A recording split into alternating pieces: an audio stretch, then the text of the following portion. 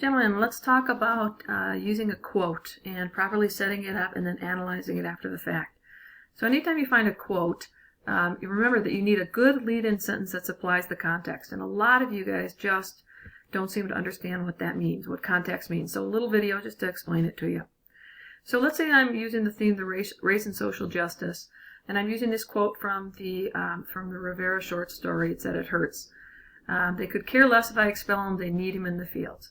So I'm talking about the situation where the young Mexican child gets expelled for being in a fight, and the white children who fought him are not expelled. But I need to supply the context for that. So I would have to write something like, the principal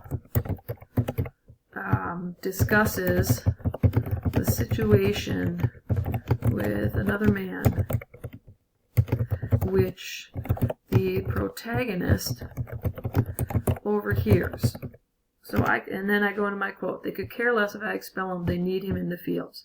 So what I've done here is I identified the speaker, the principal, and it discussed the situation, and that's the protagonist overhearing this conversation. You need that in order to orient your reader to what you're talking about.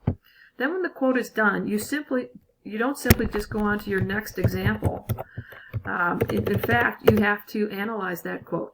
So I'd read the quote. They could care less if I expel him. They need him in the fields. And I would write something like, the principal, I'd say the white principal, assumes that Mexicans are not interested in education and would not mind that their son had been expelled